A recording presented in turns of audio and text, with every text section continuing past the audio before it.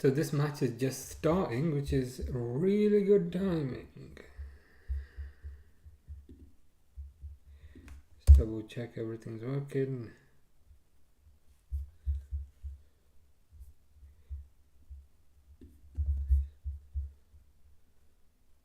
It looks like it is.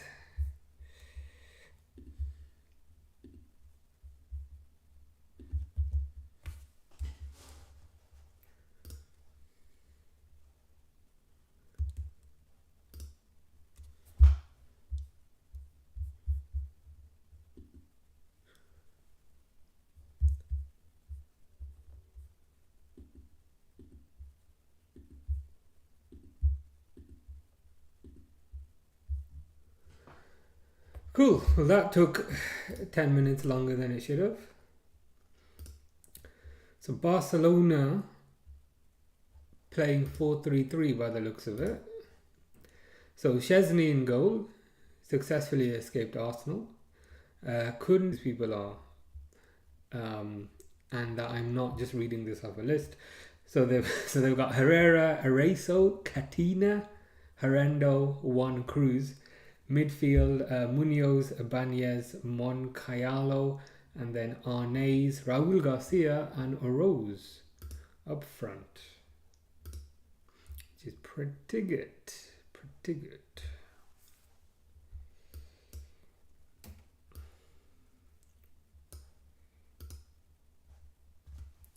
Barcelona kicking off then. Torres was running onto a ball, but didn't quite get to it. Ooh.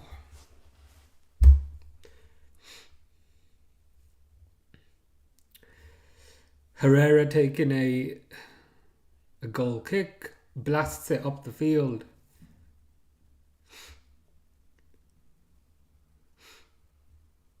Defended by Martinez. Back to Szczesny. Szczesny to Garcia. Ooh. Lamine coming deep, but kind of loses the ball.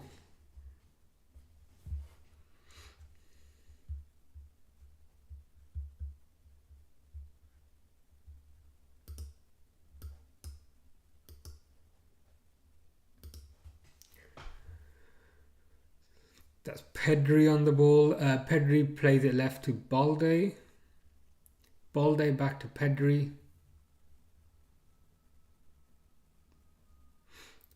Back to Garcia. Ooh, De Jong. Olmo, sorry, falls over. It's hard to tell the difference between Olmo and De Jong sometimes. I guess Olmo's like the taller version, right?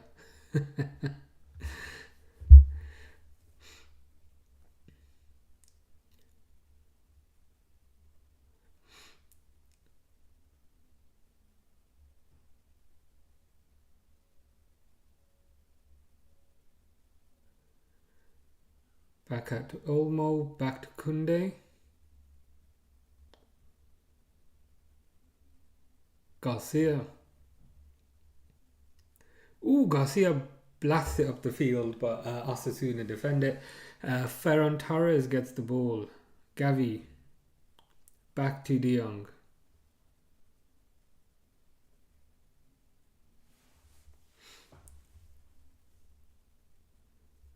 Goes out wide left to Balde. Pedri. Kunde. Torres. Yamal. Ooh, Yamal with a nice through ball to Kunde. Kunde crosses it along the floor and does an awful cross. He was in like 10 meters of space.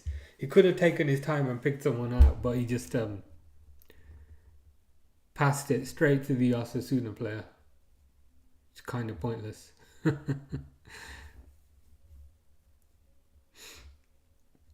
Ball goes to De Jong. Szczesny. Martinez. Pedri. Pedri moving the ball forward, which is nice to see. Goes at Kunde.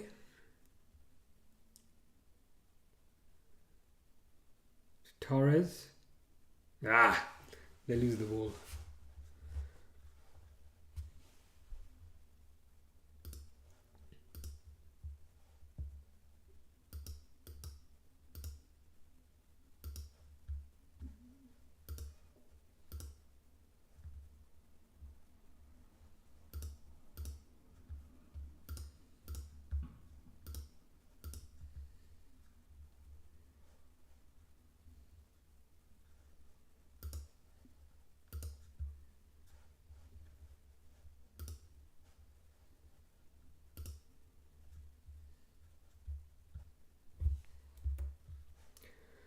Barcelona attacking again, but the keeper kind of saves it. Dean Smith is saying, "Can you please get me your McAllister shirt?" I can. It's upstairs. I can't wear it back to front though, because it hurts my neck. Kunde loses the ball.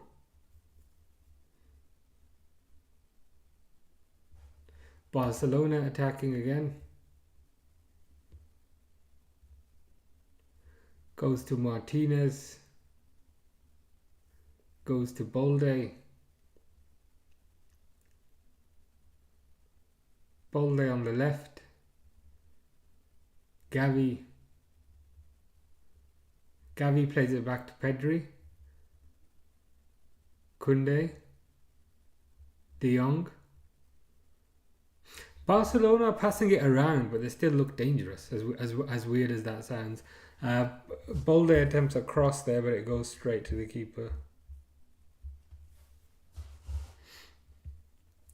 Brianna Jacob asks, "What do you think of Arne Slot's first season?"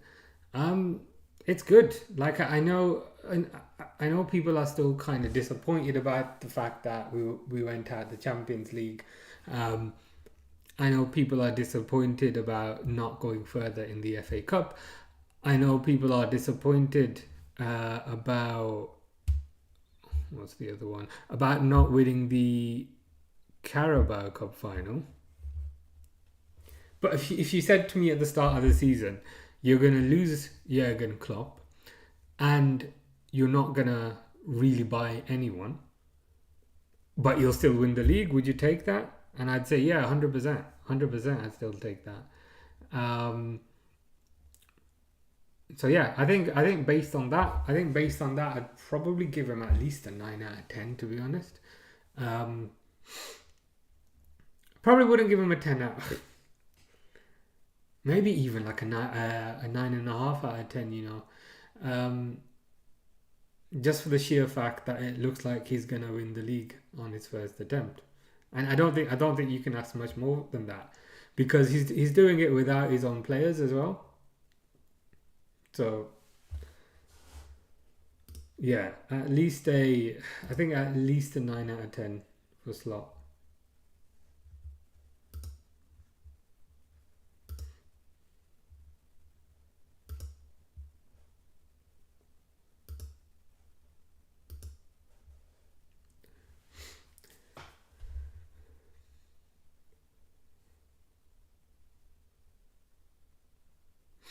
Dean Smith wants to see the McAllister shirt. I can get it for you. It's going to take me a minute. So just give me a minute. I will do that.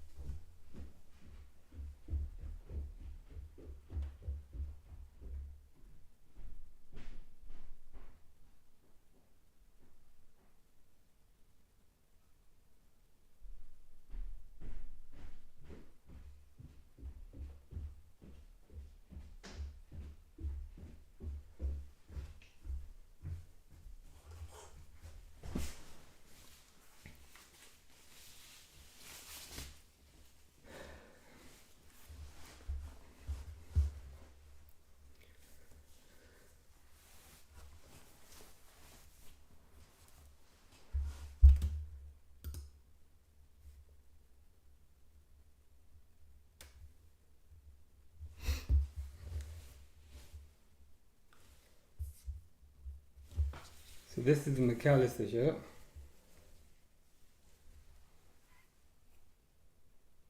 So it's the home shirt. It has Expedia on this left sleeve. I don't know if you can see that properly. What did I have on the right? Not Champions League, Premier League thing on that side, which I think will be gold. Is it gold if you win the league the previous season? I can't remember. Um, and then obviously McAllister on the back. So yeah, it's pretty good. I like the kind of yellow bits. I like the lines on it. So yeah, pretty nice. Pretty nice. So, Barcelona attacking again. De Jong moving the ball forward. Goes out to Balde on the left. Ooh, and it's a goal. I think that's Torres.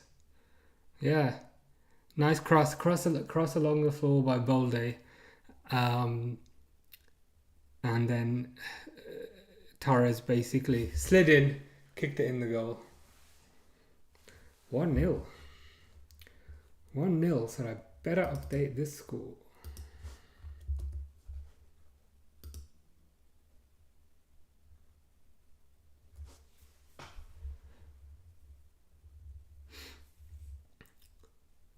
Yeah, Barcelona have been playing really well. And it's only been 10 minutes. So De Jong played it on the left. Nobody's closing down Balde on the left. And then he gets a low cross into the box. And Torres just slides in. Easy. 1-0.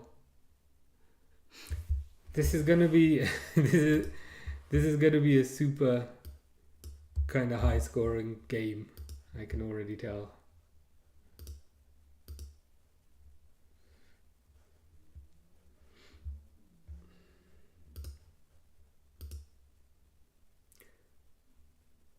So 8 goals for Ferran Torres, which is not bad.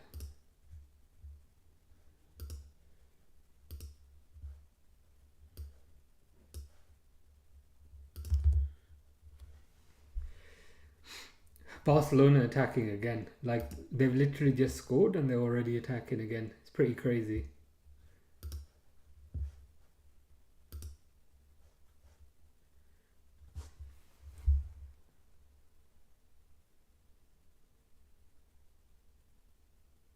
Defended by Koundé though.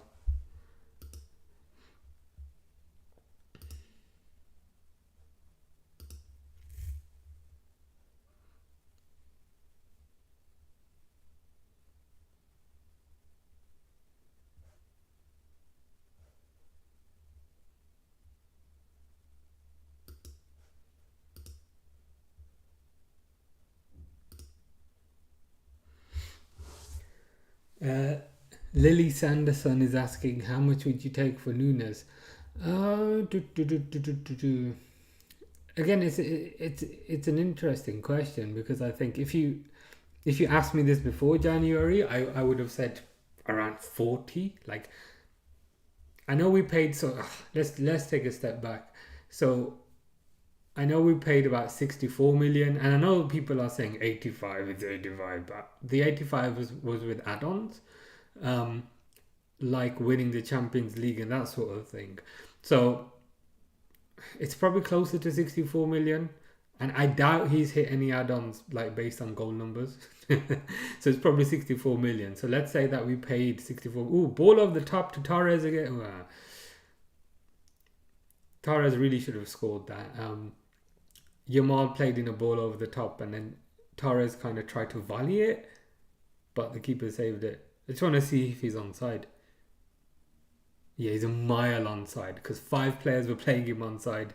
Torres really should have done better there, but he blasted it straight at the keeper. But anyway, yeah, with respect to how much I'd take for Nunes, paid 64 million. I would have perhaps taken 40 minimum, but in reality a bit more than that, because he's still very young. He's still Uruguay's starting striker, so that has some what's the word, that would kind of increase his reputation a bit. So I would say probably 40, 45 minimum. But the thing is, there was that bid in January from Saudi for about 70 million. Now I don't know if that bid's gonna come again. If it does come again, we should snap their hands off, because I don't think he's worth 70 million. But anything over 45 I'd take, and basically whatever the highest is that we get. And none of this loan for a year and then none of that nonsense. Just transfer sorted.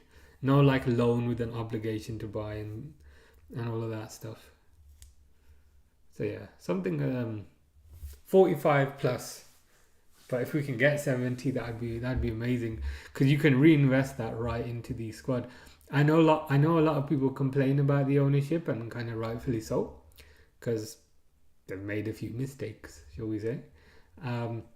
But one thing we perhaps can't fault them for is when a player is sold, that money does get reinvested. So when Coutinho was sold for 140, obviously like 70-ish was spent on, 75 was spent on Van Dijk, 65 was spent on Alisson.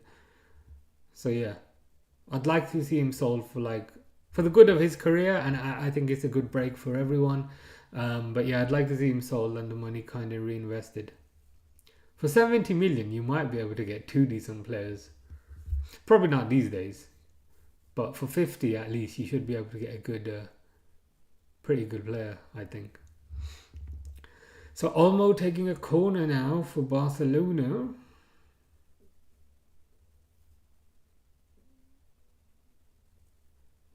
Got a good feeling about this corner.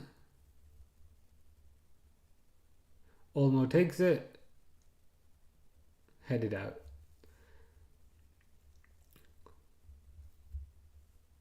Barcelona just look levels above Osasuna, man. Like Osasuna, they clear it, but then Barcelona instantly kind of get the ball back, and they're just so much quicker and they're so much fitter, and they have so much more energy. This is why the Premier League is the best league in the world, I think, because you don't see that level of competitiveness anywhere else. In La Liga, you got Real Madrid, you got Barcelona, few others like your Atleticos and so forth. But rather than, it's like a handful of teams max, and the other 15 are like so-so. Whereas in the Premier League, it's highly competitive. So I think that's one of the areas where the Premier League shines over La Liga. Pedri again, really nice ball over the top. This almost should really score that. I don't know if a penalty has been given. So like Osasuna are insistent on playing this super high line, which they can't play because they're never straight. It's never like a straight line. And so when they play this super high line, players like 4 of the defenders were in a line, but the 5th defender was like 1.5 meters behind, which means you can never play a player offside. So Olmo just got into that gap because, as I said, 4 players were playing like a high line, but the 5th defender was super deep. So Olmo got in between those two and was therefore onside from the long ball over the top. Olmo just basically ran at the keeper, got the foul, and now it's a penalty. So this is going to be a car crash. I can feel it already. Almost taking the penalty because he won the penalty. I think that's fair enough.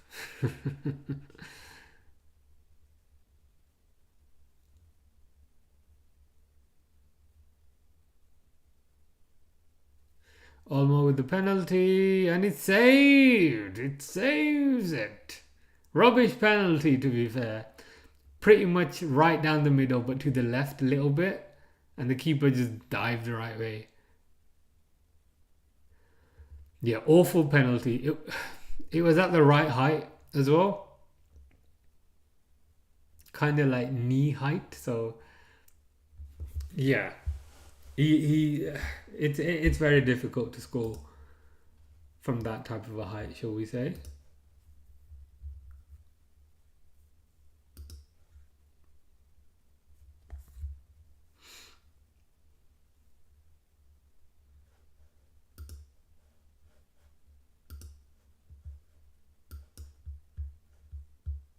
I don't know if they're going to retake it. I don't know what they're faffing about with, but It looks like they might be retaking it.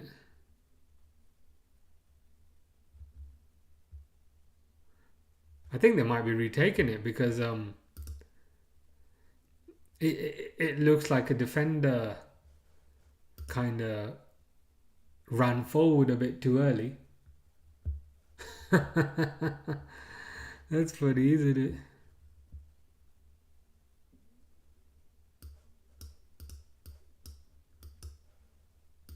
So it looks like it looks like Olmo is gonna get a second opportunity to try and score this. It looks like he might be kind of shooting the same way, but let's see. Does shoot the same way, but this time it's much better penalty. It's along the floor, it's right in the corner. So it's 2-0. Like Barcelona are gonna score like a new goal every 10 minutes, I swear. So this is probably gonna be like 9-0 at this point. Much better penalty.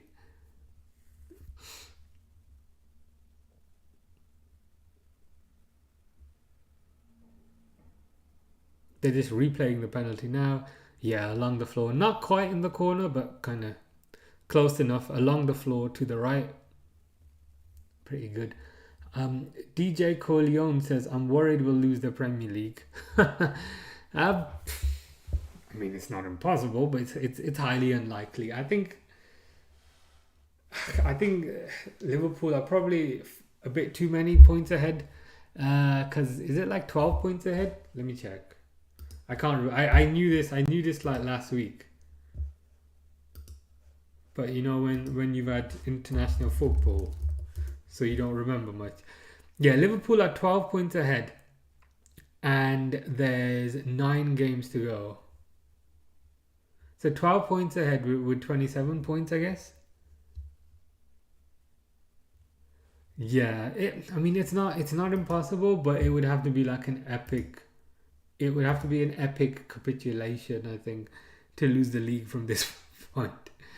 But yeah. Oh, Osasuna have a free kick. Again, it's very deep in their half, but at least they're doing something now. Good old Osasuna.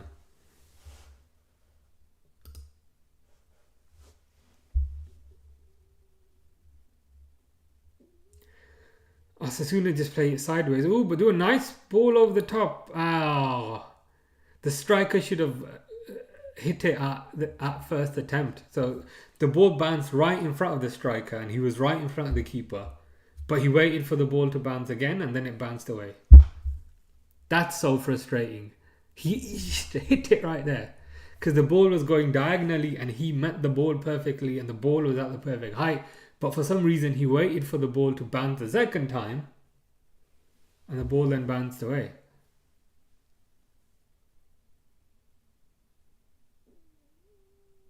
Yeah, not ideal.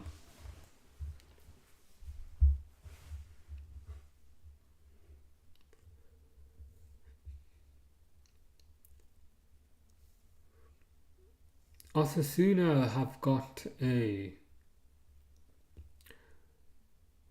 They've got a corner at the very least. Ooh.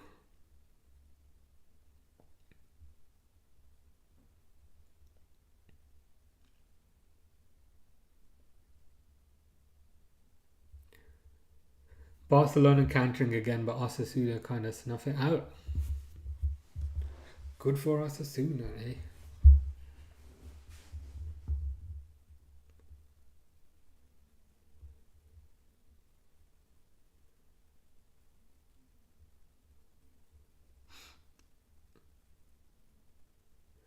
Barcelona attacking again. I'm convinced this is going to be like 9-0. Because they're just repeatedly attacking after attacking after attacking after attacking, and it's like, yeah, they're gonna get battered. Barcelona again, Balde again.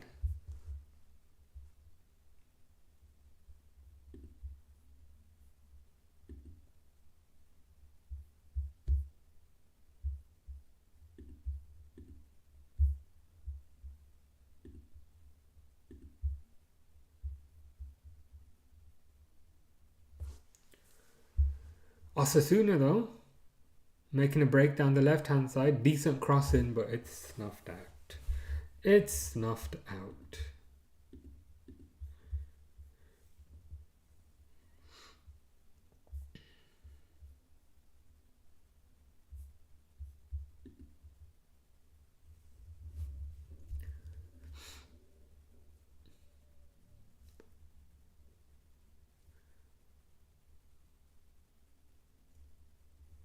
Almost complaining about something, but you can never tell when they're doing this what they're talking about.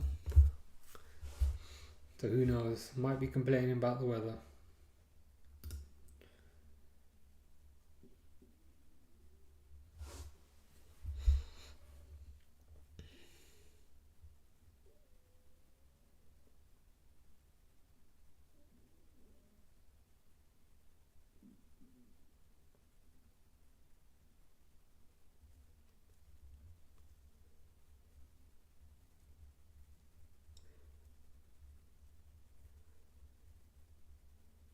I think Olmo might be going off, but I don't think he's like properly injured. I think, sometimes when they go off for 5 seconds and then run back, it's probably one of those.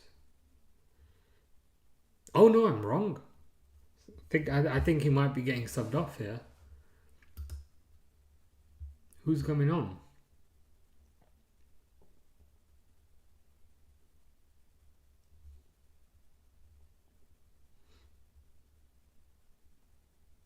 But anyway, Osasuna are going to take advantage of the extra man that they have on the pitch.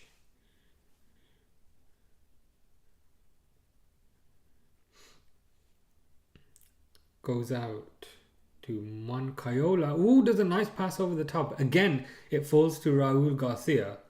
And it bounces right in front of him. And it's like, bro, just hit the ball. Hit the ball at the goal. But they wait for it to bounce at the perfect bounce. And then before you know it, the keeper's got it.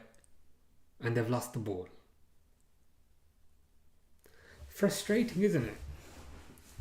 It's like, be more decisive. Take a risk.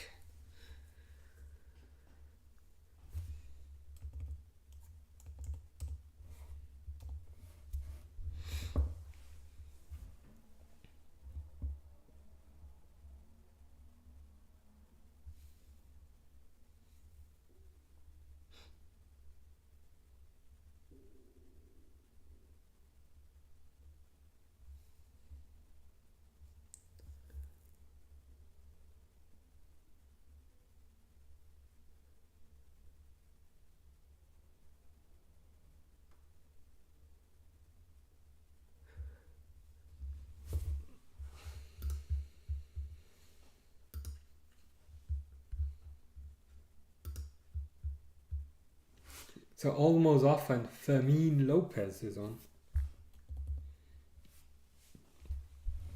Which is a shame because I liked seeing Olmo play, but it is what it is. Barcelona attacking again. I was going to say Piqué, but that's Martinez. Martinez goes to De Jong. De Jong tries to dribble past the whole team and loses the ball. Martinez defends, goes to Balde, goes to De Jong, passes it back to Garcia.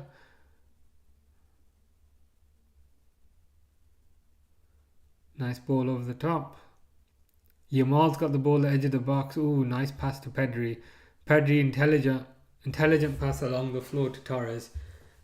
Maybe should have done better, but I think the ball's gone out for a corner.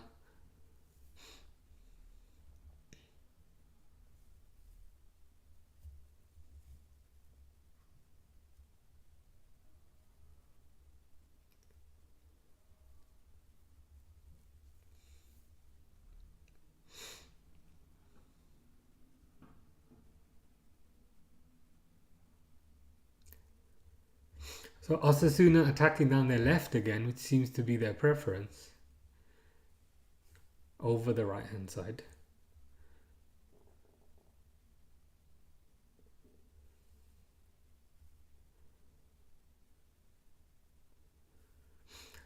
goes to Katina, goes to Jesus Araso. Araso.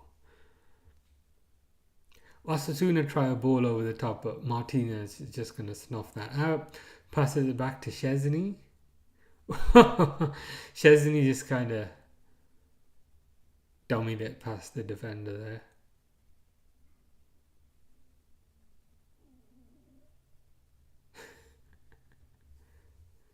Good old Wojciech.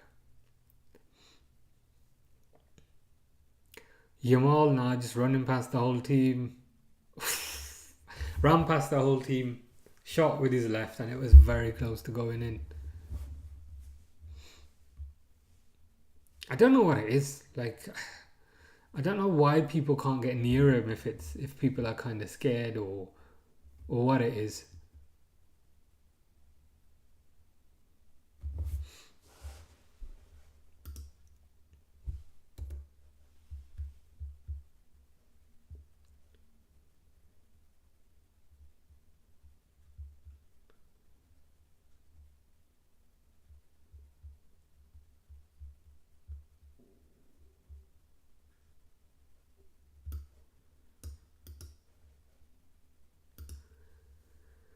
Osasuna attacking again, but again it just kind of comes to nothing. I mean, they're trying, Osasuna. And you can never knock a trier.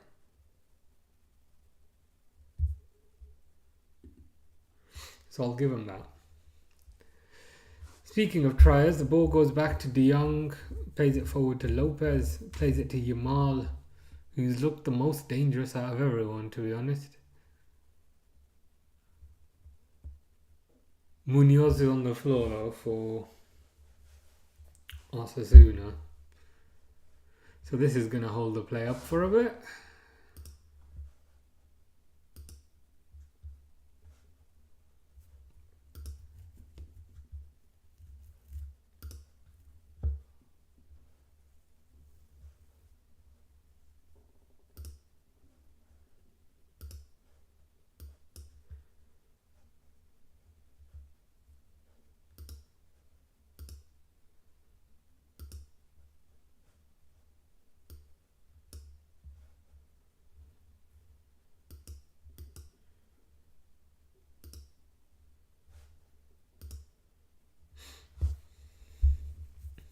They're just showing a replay of the first goal. Really, again, really well worked goal. Passed it along the left. Balde then did a cross along the floor. Torres then smacks it in.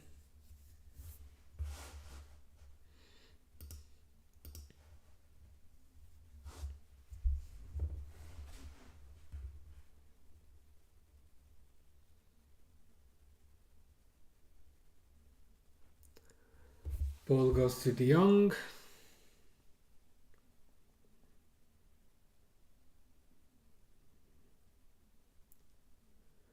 Back out left to Balde again.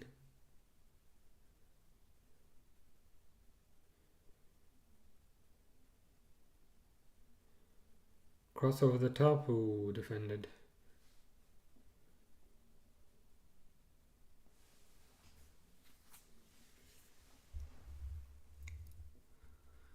Again, nobody can get near Yamal when he does these little skills and things.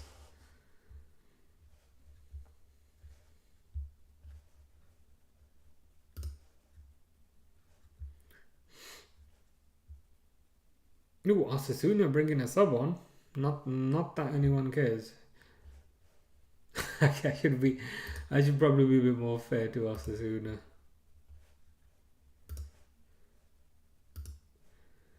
Gamer_Cal2 says thoughts on the Harry Kane or on the Liverpool Harry Kane links. My thoughts. Well, my thoughts are no thanks. No thanks. A few years ago, I mean, firstly, I find him annoying as a player. I just find his little face a bit annoying.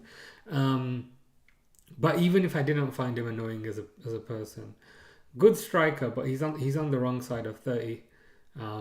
I know he's got fitness issues, and he would ask for a lot of money. So yeah, kind of bearing all those things in mind, it would be a no from me because he's gonna want like at least 300k a week, possibly more. Um, I don't know how much longevity Harry Kane would have left. Um, because again, he's had his injury issues and he's had his fitness issues, and it doesn't feel like a Liverpool type of signing to me. It feels more like a Man United type of signing. You know, when you've had like an amazing player, but they're the wrong side of 30, they're starting to kind of pick up injuries, but they still command a very high wage. That's what Man United do. So yeah, I'd probably say no. But like he would be amazing for like a year or two, but Liverpool don't strike me as a team who plans for who plan based on 1 or 2 year periods. They seem to generally plan based on like 5 year periods. So they don't make short term signings. I guess that's what I'm saying. So yeah, I guess taking all of those things into consideration, it'd probably be no. Um, but like if he was, I don't know, 26 and he was on 150k a week, then sure. But the reality is he's like what, 32, 33, and he's on double that. And we don't even know how he'd perform coming back to England after playing in the German league for 2 years, which, let's be honest, is not as competitive a league. So would he like adjust back to the speed of I mean, I'm sure he would, to be honest. But it is an open question. But yeah, I'd probably say no. The only the only situation I'd say yes in is if like, I don't know, he only wanted like 100 grand a week and it was like a 2 year contract. With that in mind, it would make sense. But it doesn't make sense to borderline break the wage structure because let's look at the fact we are unprepared to break the wage structure for your Salahs and your Van Dijks who have delivered year after year, who the fans love, who themselves love the club. So why would we break the wage structure for a randomer? It don't make sense to me, man.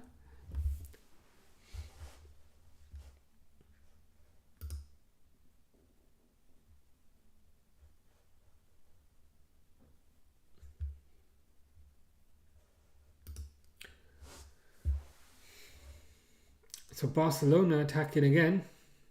Just keep on saying the same thing over and over again because that's what's happening. Pedri, again, really nice pass forward against. Ooh. Really nice pass forward to Torres, who was basically through, and the defender pulled him down. So I'm surprised that's just a yellow because I've seen red cards given for that. Katina was the one who did it. Number 24. He just tackled him like this with like his with his hands around his neck.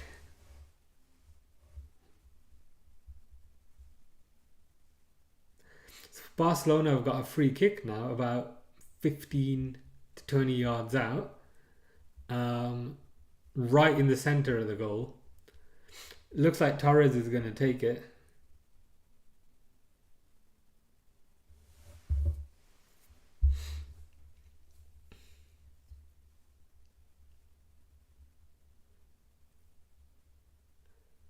I hope he shoots because it's literally right in the middle of the goal, and the wall is kind of more to the left,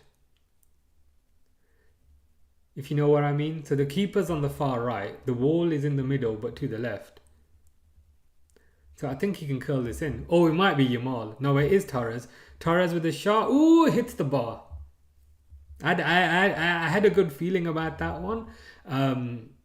Purely based on like where the wall was. It's the worst wall I've ever seen. And he did go in that direction that I suspected, but it was a bit too high, unfortunately. So my prediction of 9-0 might not come through. It could still come true. But my specific prediction was 1 goal every 10 minutes. So that might not happen. But anyway. Gone back to Pedri now. Pedri loses the ball, but Barcelona get it straight back with Garcia. The thing is, like, Barcelona's press is also very good. So as soon as Osasuna get the ball, it kind of bounces straight back to a Barcelona player, which is kind of very.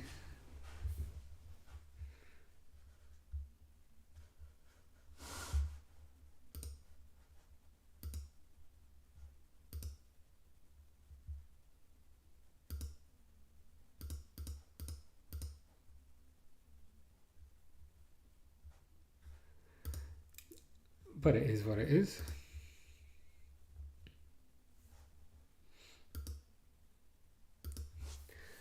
Osasuna taking a free kick then from basically right by the halfway line. They whip a ball in to the far right, but their player completely misses the ball and it goes straight to Balde. Balde takes a clearance.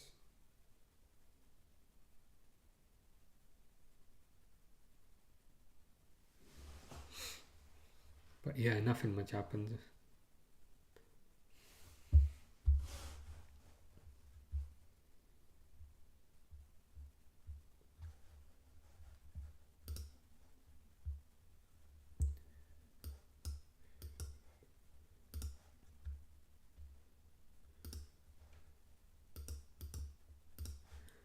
Osasuna taking a throw in.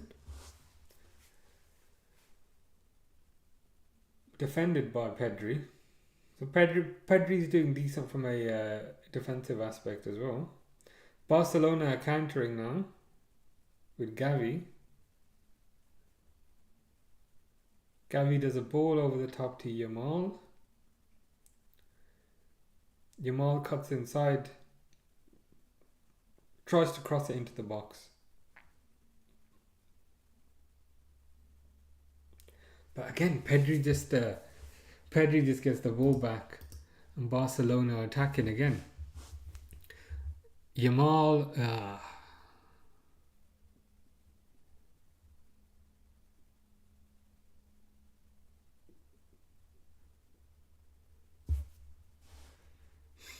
Barcelona have slowed down a little bit, but to be fair, they started very fast.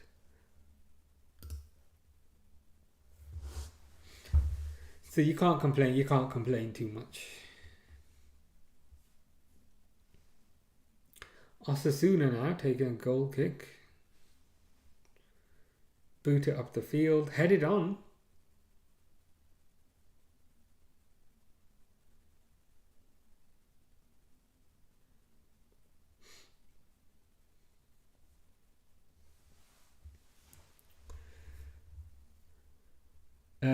DJ Corleone says, I miss Sadio Mane, one of the best Liverpool left wingers I've ever seen. Yeah, he's definitely up there. Some would definitely make the argument as the best left winger they've ever seen, perhaps alongside John Bonds. I'm trying to think who else there's been from a left wing's perspective. John Bonds. Obviously, there's been players like Albert Riera, Mark Gonzalez, but yeah, no, he'd definitely be up there because I think he pretty much had it all. He could shoot with both feet, so scored plenty of goals with his right, scored plenty of goals with his left. Also a very good header of the ball, also a very good passer, also had very good strength, was also very fast. So he had all the physical and technical attributes in abundance. Was also competitive, but not too competitive, because I think that's important. But was also very good defensively. So he'd track back, he'd defend, he'd put the effort in. He'd put the effort in to cover Robertson when Robertson was out of position. So yeah, I totally understand that. And to be fair, at least he left for a fee, unlike some people. So yeah.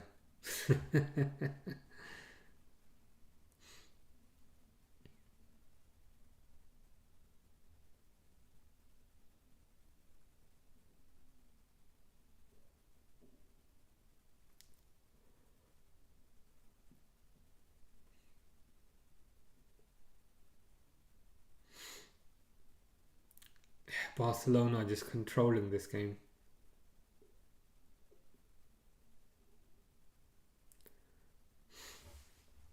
De Jong's got the ball. De Jong passes it to Gavi. Gavi passes it to Pedri. Pedri again does that long pass over to Yamal. Yamal cuts inside. Oh, he was just trying to find a bit of space to kind of shoot there.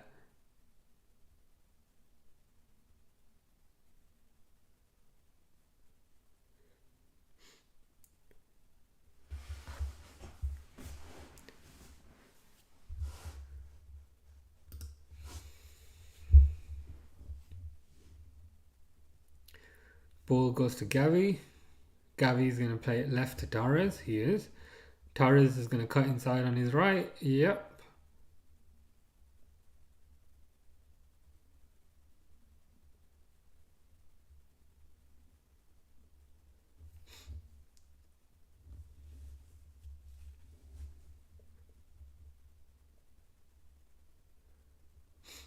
Ooh, Gavi with a nice pass. Yamal takes a shot from about 25 yards out, but he skies it. But skies it is an overstatement. It was very close.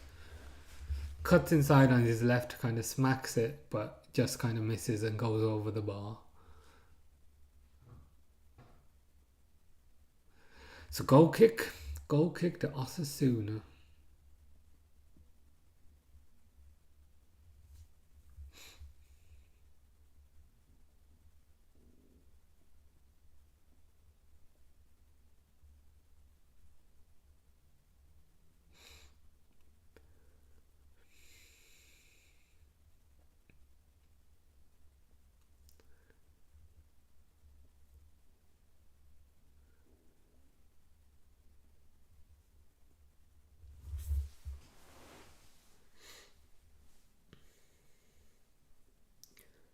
Goes out to Bolde on the left.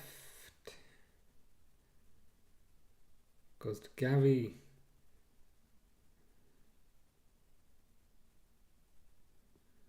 Garcia to Yamal. Tries to kind of put Koundé through, but loses out. Cleared. Yeah, Martinez should just play that back to Szczesny, which he does. Szczesny then blasts it back out. But Osasuna defend. Man, Osasuna just looks so lifeless.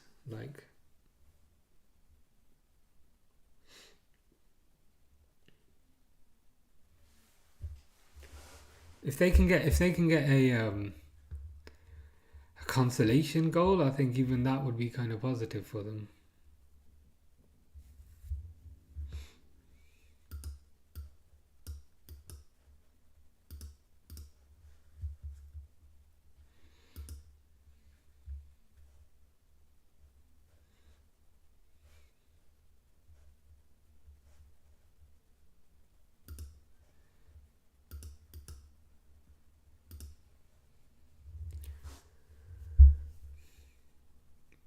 Pedri again, moving the ball forward, goes out to Yamal on the right. Yamal with an outside, with a pass using the outside of the foot, but he's not Salah, so he doesn't quite get the curl on it. It goes straight to the keeper.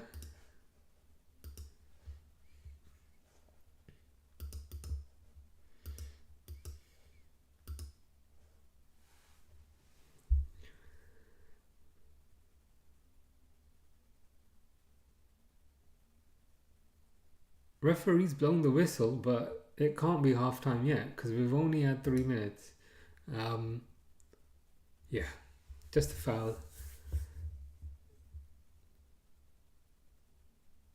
So Koundé, Garcia to Martinez to Pedri. Pedri again lofting a ball over the top. Osasuna are terrible at holding a high line, which is why Barcelona keep putting balls in over the top. Because when Osasuna try to hold a high line, at least one player will be a meter behind the others, and then Barcelona can get in.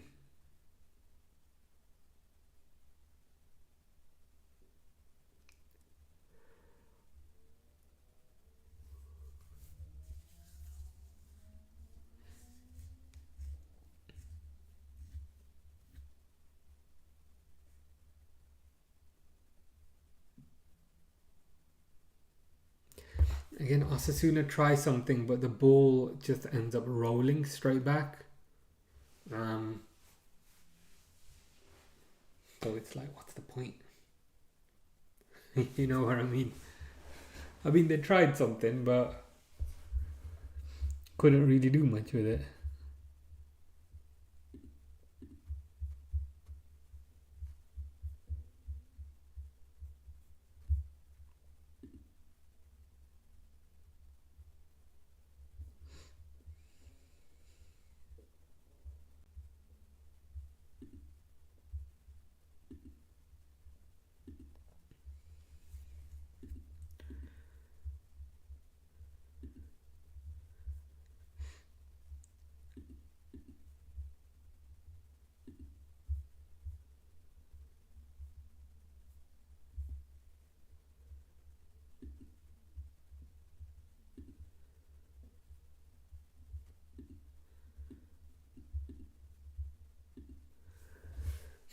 Okay, so half time.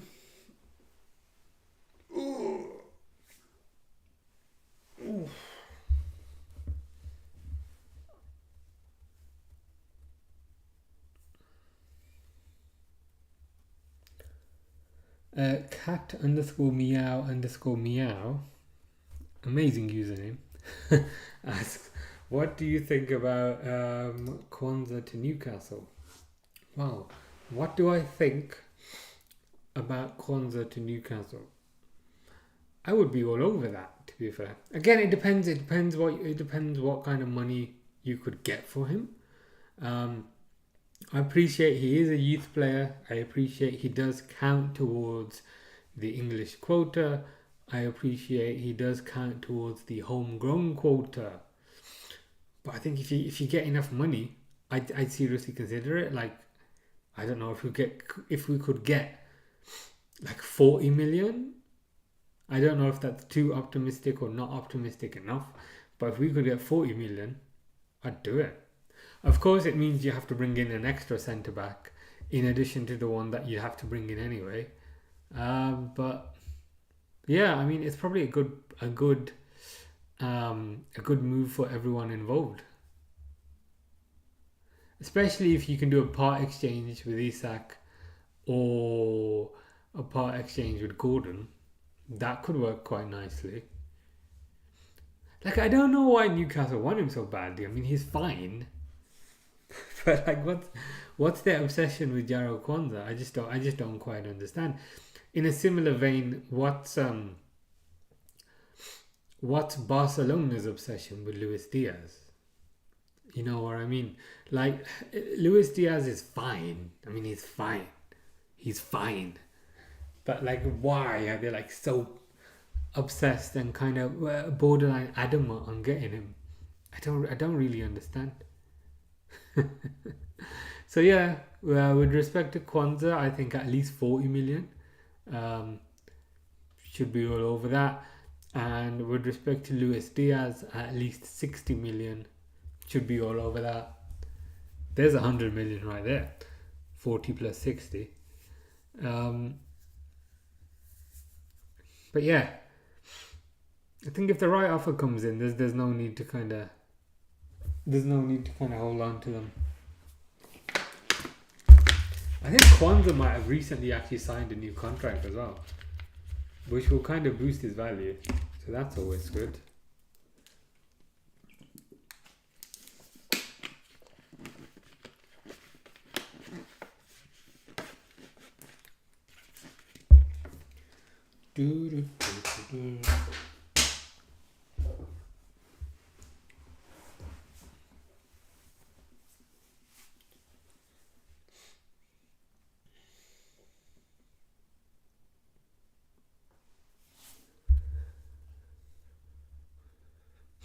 But yeah, 40, I think 40, 45 for Kwanzaa, that'd be nice. You could probably look at getting a Huijsen with that kind of money, because I think Huijsen's release clause is about 50. Huijsen I'm really excited about, but also borderline concerned with, because he looks so good that I think other teams will be in for him as well. But there's only one team that can say they're the Premier League champions, right? Well, Man City right now, but at the end at the end of the season. But yeah, I'd say Sal Kwanzaa, invest the money in Huijsen. I know Hato is another one that has been rumored. I mean, he looks fine, but he looks a bit. He doesn't look quite as kind of cultured as Huijsen for me. Like Huijsen looks quite elegant on the ball, and he makes the game look easy, which is what Van Dijk does to a certain degree. But with Hato, like he's got good physical attributes, but I don't know if it's I don't know if he's quite the same as Huijsen. Schlotterbeck's another one. He's older. He's more of an experienced player. Schlotterbeck looks good as well. My only concern with Schlotterbeck is number one, like he's one of the most important players at Dortmund, and he's rumored to also be in line for the Dortmund captaincy. So if we were to get Schlotterbeck, we would have to make him a priority in the squad, if you know what I mean. As in, we'd have to give him a starting spot, which would mean he'd probably have to take Konate's starting spot, because Schlotterbeck ain't taking Van Dijk's starting spot, which means you'd have to start Schlotterbeck and Van Dijk. But then the problem there is that Schlotterbeck is left-footed and Van Dijk plays on the left. And the reason, or part of the reason why Van Dijk playing on the left works so well is because he does that long crossfield ball over to Salah. You know, when he gets the ball on the left, he looks over and then he passes it 1,000 yards to Salah's feet. So if you were to get Schlotterbeck, you'd have to play Schlotterbeck on the left, which means you'd have to then play Van Dijk on the right. So you'd lose the crossfield ball to Salah. I mean, I'm sure he could do a crossfield ball to Gakpo or whatever, but it's not what you've trained for the past few years. So yeah, a lot to consider. But of all the defenders, like Huijsen would probably be my first choice. Again, he's very young as well, but he just looks like a superstar in the making. Like he's just got that something about him, I think. So I definitely kind of look at him. But as I said, who else is going to be in for him? Are other teams going to be in for him and then pay him ridiculous wages? Because we're not going to pay him ridiculous wages. We're only in for him because he's young and he's got the potential to be world class, which means we're going to want to pay him like 50 grand, 60 grand for the first contract. And then maybe the second contract after 4 or 5 years will be 150. And then maybe the third contract will be the 200, 251. But yeah. But it works both ways, right? Like he might get a lot more money at other clubs, but I don't think he'd develop as good at other clubs. Like, look at what's his name? Who's that useless French defender that Man United bought? I've forgotten his name. The one with the weird hair and the mustache. Has he like even developed? Has he even developed as a defender? I know that he was injured. He got an injury, but it's bugging me, man. What's his name? Man United French defender.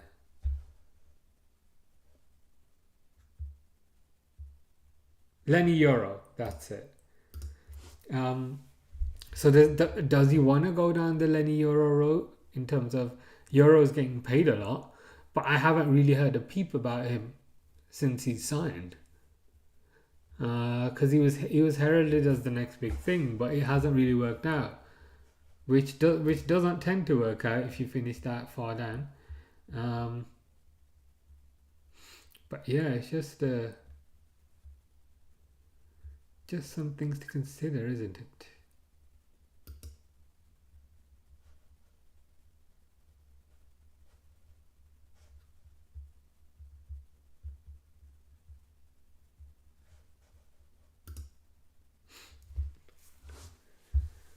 But yeah, I definitely think as part of the transfers that are going to be done in the summer, I think a big part of it is going to be restructuring the wage structure and trying to get that kind of under control again.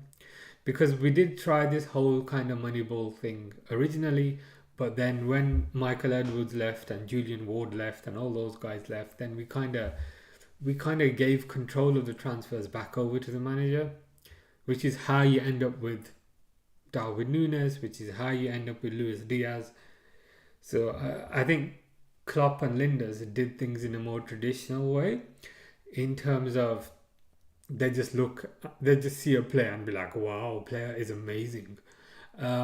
Whereas now I think margins are so thin, and there's proof in the pudding that margins are so thin, because you can't really win the Premier League on like 70-ish points anymore. So margins are thinner than they've ever been, and I think that makes the whole data side all the more important. Um, so yeah, but I think they're gonna try and kind of go back to more of a kind of Moneyball type of approach, in terms of kind of getting players when they're younger, getting players on lower wages, rewarding them when they do well, but not rewarding them kind of too much from the start.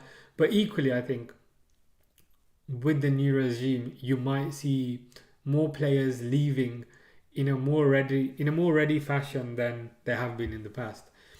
So I think it's quite well known that kind of Michael Edwards wanted to get rid of Jordan Henderson, but Klopp intervened and got him a new contract.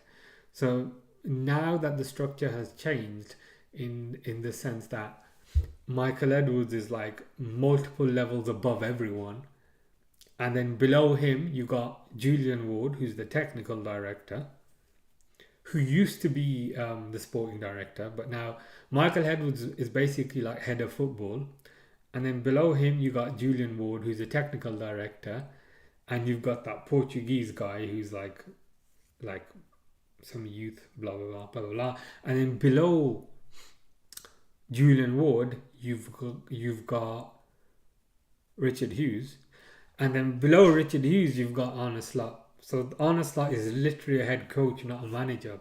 So I think like a lot of the transfer decisions and a lot of the transfer logic is gonna be determined by those levels above the head coach. So if they want to bring a player in, they will. Of course, they need to get the manager on side, because there's no point bringing in a player who he doesn't want. But that's part of their jobs. It's part of their jobs to deal with kind of deal with different stakeholders and get them on your side. Um, so yeah, I think we will see players coming in, but equally we will see more players going out. Um, like I don't know, as an example, if Simicast didn't want to sign a new contract for whatever reason, I think with the new regime you'd see him being sold rather than waiting for his contract to kind of expire, that kind of thing. So I do think with the new structure, I think it will be a lot more proactive in terms of players coming in and players going out.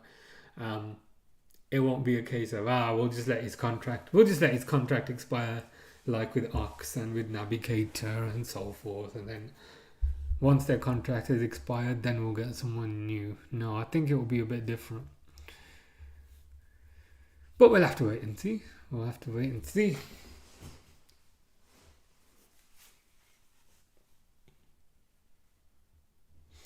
So it looks like the second half is about to start now,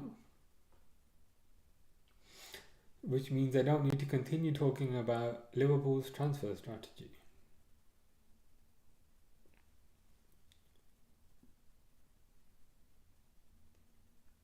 Pedri is captain today, which is interesting.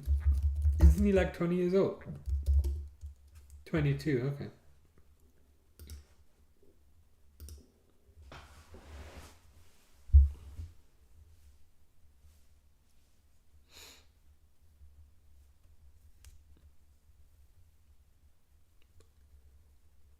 It's Barcelona coming out, Chesney coming out.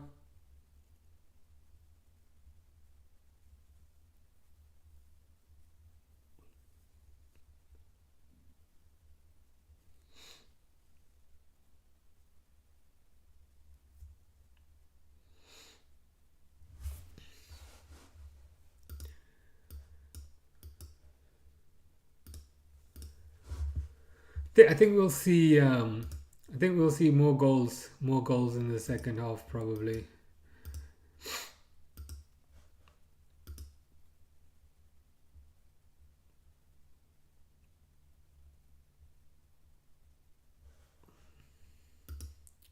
Snus in the chat is saying, "How's the game?" It's okay. 2-0 2-0 to Barcelona. First goal was Ferran Torres. Second goal was a Dani Olmo penalty. But it's okay. Not bad. Not bad. 2 goals in 20 minutes, which made me think, okay, this is going to be a really exciting game. But since then, it's kind of slowed down a bit. But second half is just starting now, which should be quite good. Brianna Jacob says, apparently the Salah deal is almost sorted. Yes, I saw that. I saw that it was reported today. What I found quite funny is that they're reporting that as soon as it's kind of rumoured that Trent might be going. So I don't know if they're just giving Trent's wages to Salah or if that was the hold up. But yeah. I think if we can get that Salah deal over the line, I think it will be quite the achievement. I mean, I shouldn't be saying that, given that it's almost April. But yeah, I think it's it would be funny if that was the hold up, if you know what I mean, that they just have like a finite pool of wages. Because if you cast your mind back as well to kind of 2 years ago, like there was this whole thing about, is Salah gonna get a new contract, or is Sadio Mane gonna get a new contract? And then it was going back and forth. And then as soon as Mane left, suddenly Salah got a new contract, and then everyone was joking around that, Salah just got Mane's wages. So I don't know if that's gonna happen here. Might as well. They wanted to give Trent 320 grand a week. Wow, that is crazy. Like I've heard like 300, which I thought was a bit much, but yeah, I would say if you're offering Trent 320 grand a week, like what more can like the club physically do? Like I know like everyone wants to kind of blame the club and say, oh, it's awful, but like if you're giving a right back who has his good moments and also has his bad moments, like if you're giving him 320k a week, there's probably not much more we can do. I believe he pretty much did though. Salah did get Mane's wages, and Mo is getting shared wages with Van Dijk. Yeah, it looks like it. I wonder, like, if Salah is the next to leave, does Van Dijk then also get Salah's wages and also get Trent's wages? But it does look like that in terms of they want to keep the overall number the same, but like they don't want to add to it, kind of thing. I wonder what the they don't add it. Yeah, I was just saying it would be kind of funny if they did that. But I think Trent was on about 200ish. I think roughly about 200 grand a week. Ooh, good header by Osasuna, but the ball just goes out. Yeah, I think Trent was on like 200 grand a week. So it would be interesting to see if they gave like 100 extra to Salah and 100 kind of extra to Van Dijk, or if they gave, I don't know, 50 each or whatever. I'm curious to see what the kind of final number would be. They take some of the Trent Alexander-Arnold money wages and give it to Salah, and same with Van Dijk. But yes, it will be on the same wages. 180k, same with Van Dijk, I believe. I think Trent was 180k as well. Yeah, that number 180, it kind of rings a bell. I think one of them was on 180 and I think one was on 200. I think Van Dijk might have been 200, and I think Trent might have been 180. So that sounds about right. Apparently Trent's only going to get 220 at Real Madrid. But I presume he's gonna get like a giant signing on fee, um, which would kind of sweeten the deal for him. So Lewandowski's warming up now.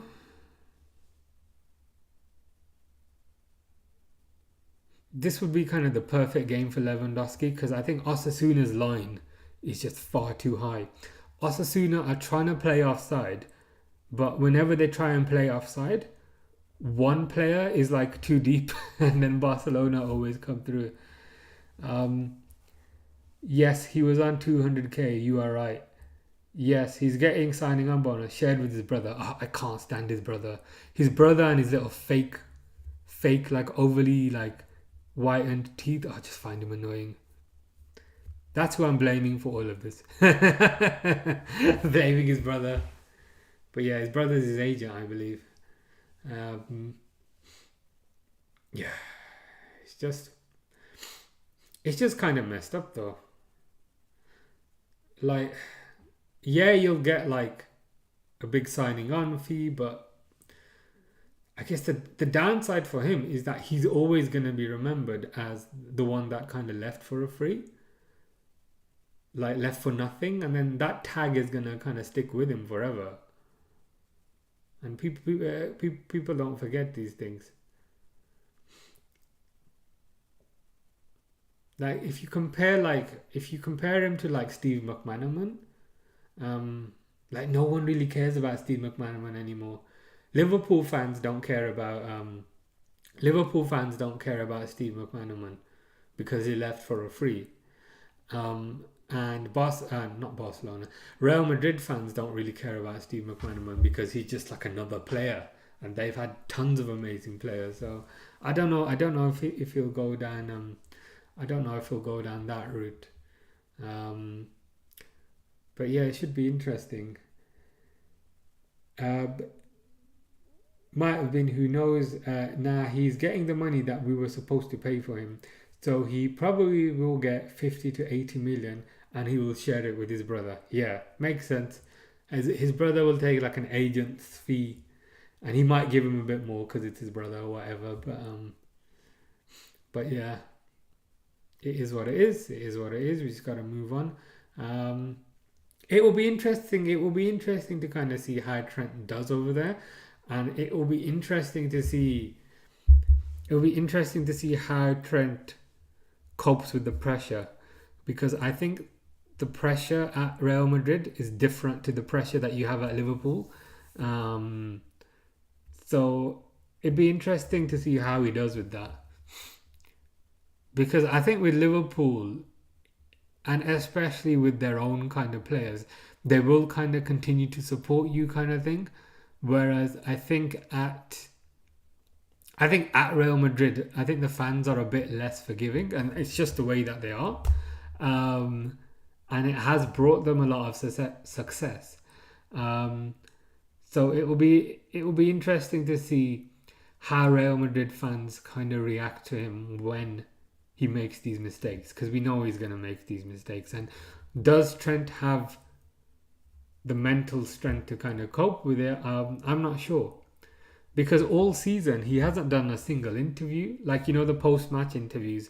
So Van Dijk's done the post-match interviews, Salah's done the post-match interviews, Konate's done them, Gravenberch has done them. Even Darwin Núñez has done post-match interviews, and he doesn't even speak English. He just says his two words that he knows. But Trent hasn't done any, so it'd be interesting to see. Honestly, I can't wait to see Barcelona versus Real Madrid. It will be really good.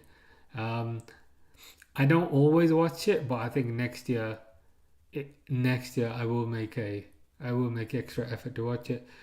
Will be funny when Rafinha cooks him 500 times. It will be pretty funny, and I will not feel an ounce of sympathy.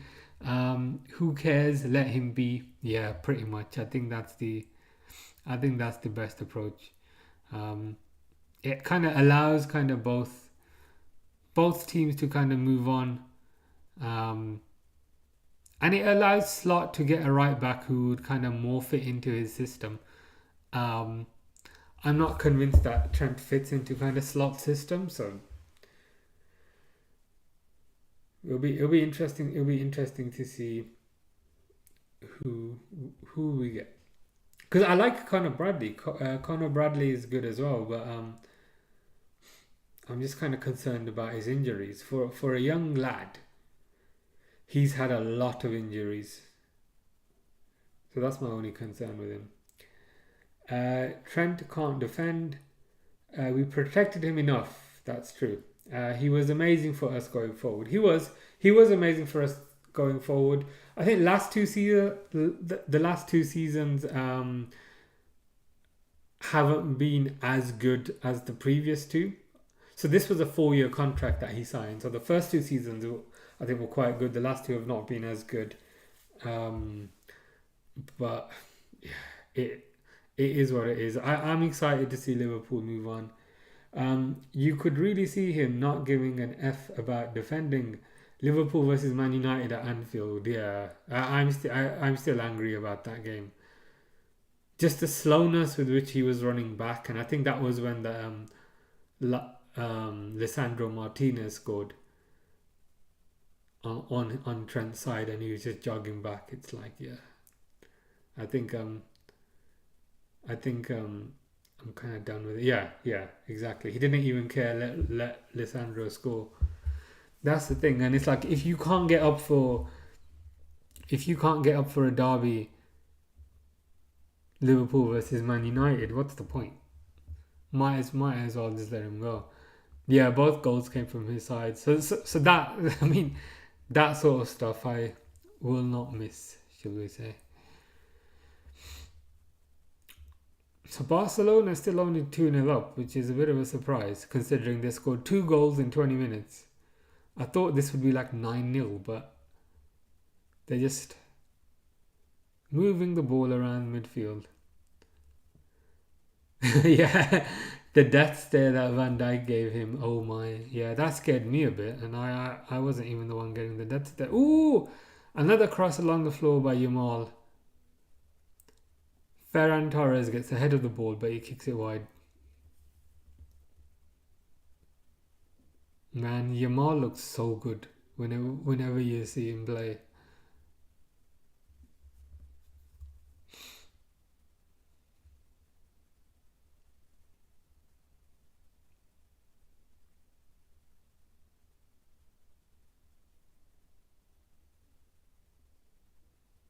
Again, Osasuna try to get out, but they just get pressed and lose the ball.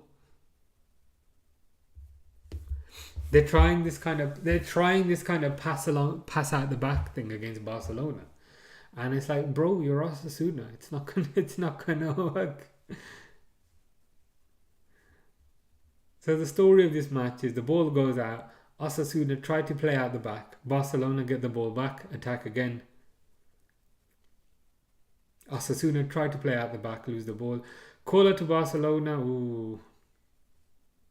Again, Yamal gets the ball, edge of the box, goes top corner, but he just about kind of misses.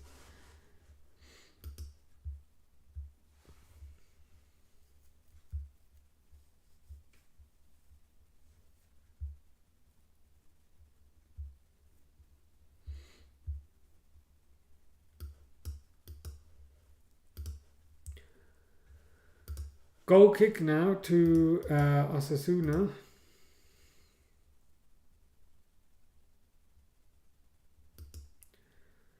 Boot the ball over, but again, the same story. Osasuna, they try to play out, but Barcelona just get the ball straight back.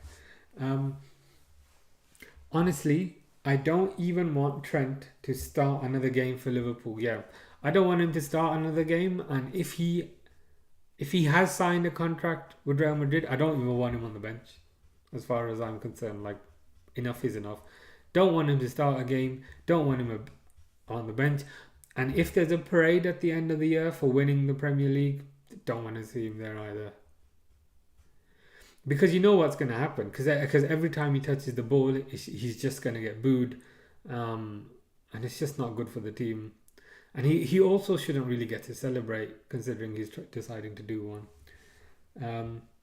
Oh yeah, your next point there. But at the same time, I do want him just so that he can feel the Anfield booing. Yeah, maybe he needs to experience that just once. Maybe Slot could just keep on bringing him on for like the last 5 minutes kind of thing, just to annoy him, or the last 1 minute, just bring him on for that, just so that he can get booed and he has to kind of warm up for nothing. That would be funny.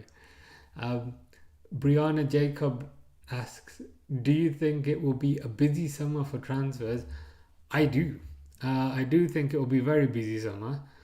A lot of kind of what we've discussed and kind of talked about before, but now you can add a right back to that, I think. But yeah, in terms of incomings, then I'd like to see a right back.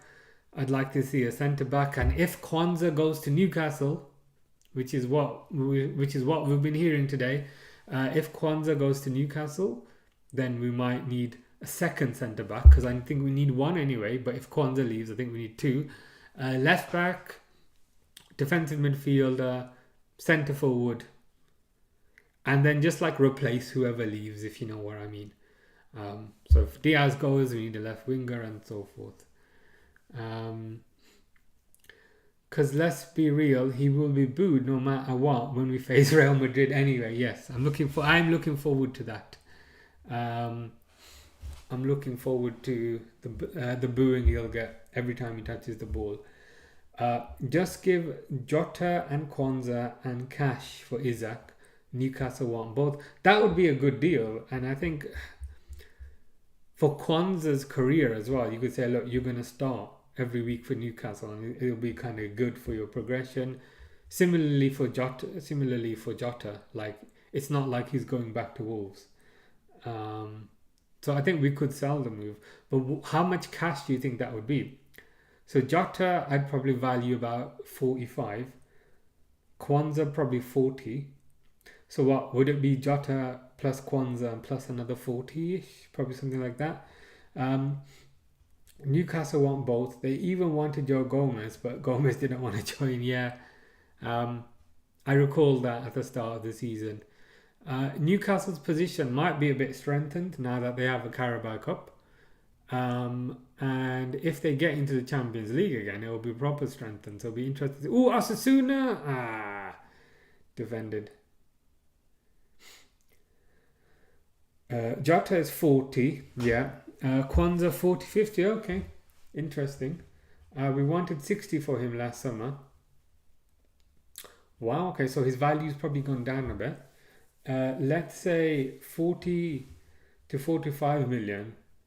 So that's 85 million. And then add in 35 to make it 120. Yeah, that could be a good deal. I think that could be a good deal because Kwanzaa isn't really a starter. And if we get Isaac, Jota wouldn't be a starter either. So essentially two subs plus 40 odd. It's probably a pretty good deal. I don't think they'll go lower than 120. Yeah, I don't think so either, unless they're kind of forced to because of PSR or something like that. But I think I think 120 is probably the right amount. I know there's interest from other teams. I know there's interest from Barcelona with the capital V. But I think our bargaining position will be stronger than Arsenal. Because Liverpool are a bigger club than Arsenal historically, and also in recent times, you can say Liverpool have two Premier Leagues and they've got a Champions League. What have Arsenal got in recent times? Nothing, like an FA Cup. Yeah, that's what I was saying. Because that also means if we sell Kwanzaa, we need to buy at least two centre backs because Kanat is injury prone. Yeah, 100%. 100%. I want to see one of those be at least Huijsen because I've been kind of super impressed with how Huijsen plays. I know he's very young, but I think that's okay. Huijsen looks like a star in the making. And then the second one could be someone a bit older, perhaps like a Schlotterbeck or somebody. But But yeah, if Kwanzaa goes, you need at least two centre backs, I think. Also, if you talk about Bournemouth, Dean Huijsen and Kerkez, we can do a Kelleher swap deal and cash. Yeah. Um, I think we did. I think one or at least two of those um, could be a release clause. So maybe pay the one that's a release clause and the one that isn't. Try and do a swap deal with Kelleher. It'd be interesting to see what Kelleher would be valued at. I know he hasn't got much time left on his contract, but equally, you'd have to say that Kelleher's one of the best keepers in the league. So he'd have to have a decent amount of value, probably like 30, 35-ish, somewhere around there. And then sell Diaz and Nunes, and spend that on one left winger and read Wonder Kid from Feyenoord. Kelleher will be 30-ish. Yeah, probably around there. I think all things considered, around 30 million is probably a fair price. If he had like a significantly longer contract, I think we might be able to get a bit more for him. But I think considering contracts up soon, 30 is probably fair, I think.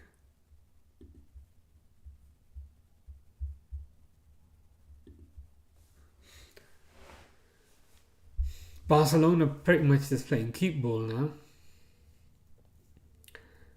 We will most likely sell Endo and Simicas. Yeah, I think so. The Endo one is a bit interesting though, because like, even though we will probably sell Endo, like part of me doesn't want to see Endo go. Because I think Endo offers something different. He's more of a kind of ball winner tackler, which kind of we don't have, number one. And number two, like, we wouldn't get much money for Endo because he's the wrong side of 30. And number three, like, Endo's on like really low wages anyway. So personally, I don't want to see him go. And he's probably good for like international shirt sales and all that because he's the Japanese captain. So even though we will probably see him go, I'd like to see Endo stay. We most likely will sell Endo and Simicast. It will be a huge summer, so it will be interesting that they're gonna like break apart the team that won the Premier League. But I think they have to do it. I think they kind of have to do it at this point. Even Chiesa is another one that will leave. I don't know why we even bought him for sitting on the bench. Yeah, Chiesa's an interesting one. I think so Lewandowski's just coming on for Torres, so the game might get a few more goals now. Yeah, I think with Chiesa, they just saw it as like an opportunity that was too good to turn down. So essentially a £80 million player who, granted, has had his injury problems but was available for 10 million. I think the sheer fact that he cost 10 million pounds just made them go, you know what, we might as well take the risk. And worst comes to worst, he's absolute rubbish, but then we only lose 10 million, which is nothing. So I think they did it because his price was so cheap. If he was 20 million, maybe not. If he was 30, definitely not. But the fact that he was 10 million, and you don't get nothing for 10 million these days, it's probably why they did it. We will get 176 million from winning the Premier League. We will. How much the playing squad will see of that, I'm not sure. But it's good money. It's good money coming in either way. Maybe a little depth, but even say that since we haven't used them. I mean, that's the weird thing. Because when Chiesa comes on, he looks dangerous. You know what I mean? Like, he looks dangerous. Like, he looks like he wants to try. He looks like he's willing to put the effort in. Like, he's never come on and I've been like, okay, that was a waste of time. Like he's always tried, and he's got a couple of goals. He got one versus Newcastle. He got one in the cup. I don't know. I want at least 50 to 76 into the summer budget in terms of from the ownership. I think they should be able to do that, and I don't think that's too unreasonable an ask. I don't think, especially considering this season. I know we bought Chiesa. Oh, you mean from the Premier League winning prize? Yeah, fair enough. So, oh, so now the 76 makes sense. I thought 76 is very precise, but it's because of the 176 from winning the Premier League. Um, yeah, you'd hope so. You'd hope so. Um, the weird thing is, like, even like last year, I mean, we did pretty well. So we would have got money from finishing high in the league. Was it third that we finished last year? So we would have got something from finishing third. And then we also sold Fabio Carvalho. And then we also sold Sepp Vandenberg. And then we also sold a few more players. But like they never really put the money back in. We won't add 176 and the money from selling. We got Adidas cash through. Cash from the new kit deal as well. I'm sure there'd be a bit of, yeah, I was just gonna say that. So we got 48 million from losing to PSG. There was probably a decent amount from winning the Champions League group out of everyone, finishing first. There must be a bit of money for that, surely. Uh, so there is money there. There is money there. I guess in the past the excuse has always been they didn't have the right structure to spend the money, and then in the summer the excuse was they wanted to give Slot some time to assess the squad. But now he's had a year, so he will have fully assessed the squad, and we know that he's assessed the squad because there's certain players that he never brings on. So he must have assessed the squad. So yeah, I'm gonna want to see some fairly significant changes. Um, Most of that cash will be put to wages. Yeah, that is true. Remember, we didn't spend last summer or the January window. Yes. So I think pretty much in the last three windows we've only brought in Chiesa, as far as I'm aware. I know there's Mamadashvili as well, but I'm not counting him. But as far as I'm aware, in the last three windows we've only brought in Chiesa for 10 million.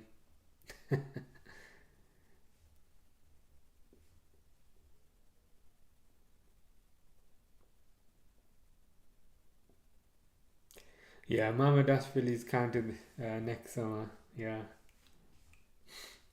I'm excited to see him. I'm excited to see how he does.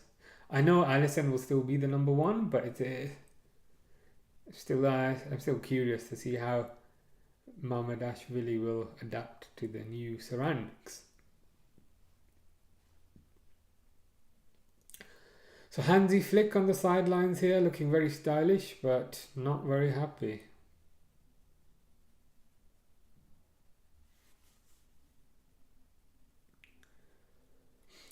Free kick to Barcelona in their own half.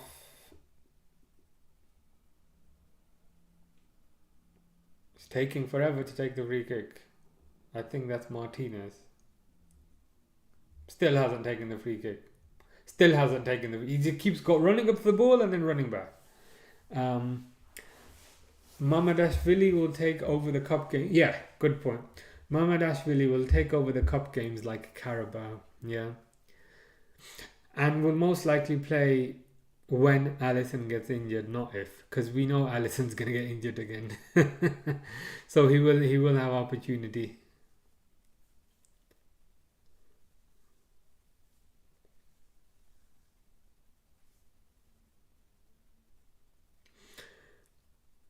Osasuna playing at the back. It's like, I know it's your style of play, but like you've tried it a million times. You're trying to play at the back against Barcelona, and it don't work.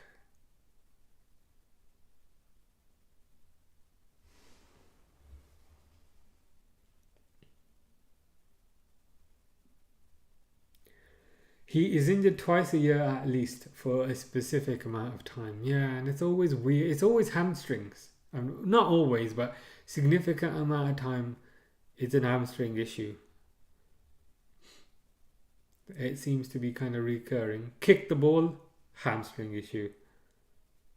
Walked the wrong way, hamstring issue.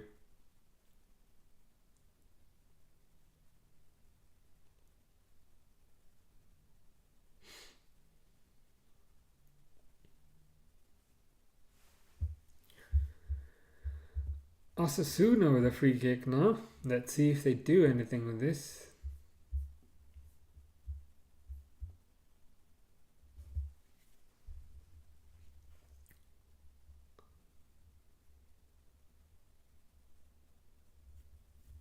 And the answer to that is no. They do absolutely nothing with their free kick.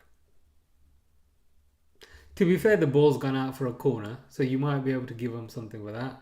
They take a short corner for some reason, and then they whip a ball in, and they head it wide. Yeah, the skill gap between Barcelona and Osasuna is just gigantic. I think we very rarely see this kind of skill gap in the Premier League. It's like if Barcelona are a 10 out of 10, Osasuna are like a 3 out of 10. Whereas in the Premier League, I think it's 10 out of 10, then there's a lot of like 7s and a lot of 6s. But it's like Barcelona, they scored 2 goals, and since then they haven't really been trying.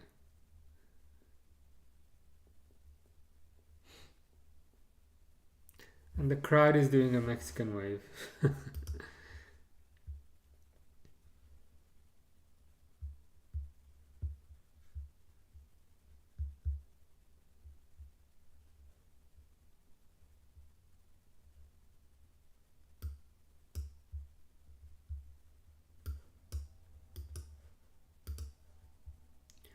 If Osasuna get a consolation goal of some sort, it might jazz this game up a bit.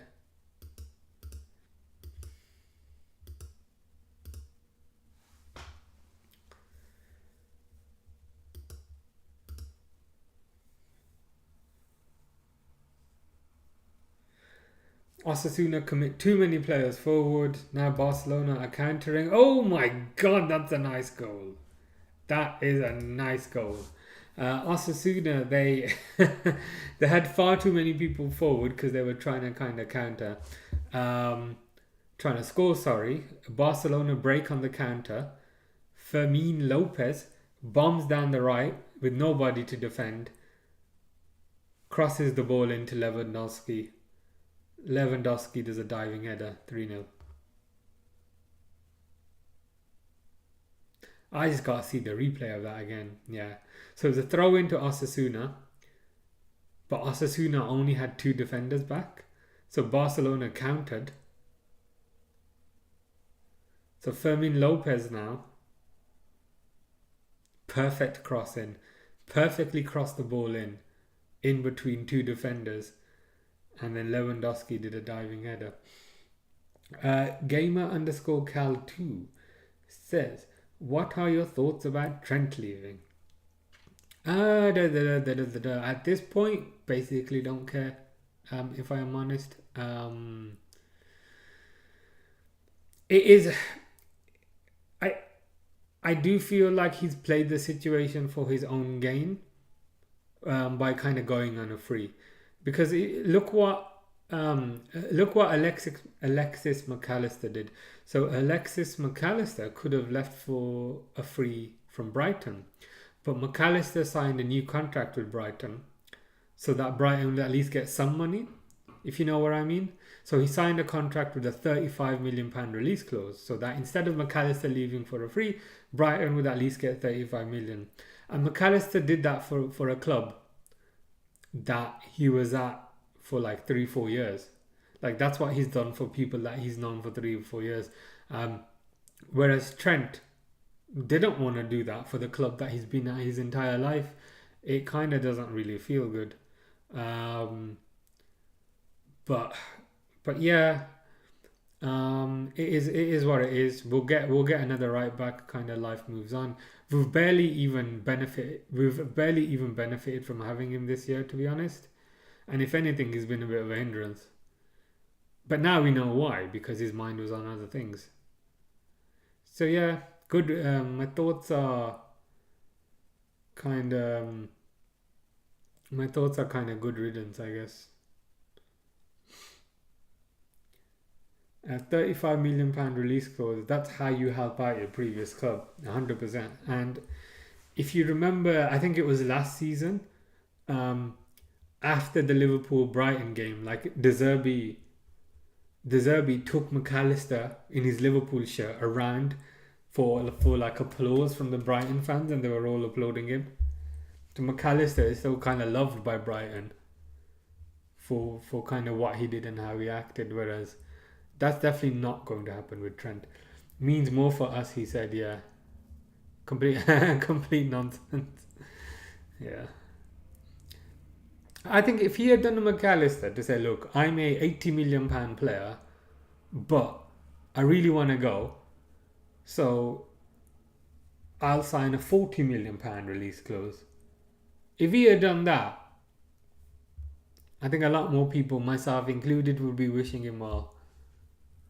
But it's the fact that he's being greedy about it and his brother's being greedy about it. But it's all good. It will make it all the more funnier when he flops, because I'm like 90% sure that he's gonna flop. Because I don't think he'll be able to kind of handle the pressure there. After one or two mistakes, those fans are gonna turn on him instantly. And I don't think he's got the mental strength to kind of cope with that. And when it does, he'll end up on the bench. And I would not be surprised if within like 2 years, Trent ends up at Newcastle or ends up at Aston Villa or something. I just don't see it working out. I bet some of the Brighton fans still watch McAllister. Yeah, I used to work with a guy who was a Brighton fan, and yeah, he would still kind of, when McAllister scored that goal against Real Madrid, like he was like super happy about it. So McAllister's still got a good reputation amongst the Brighton fans.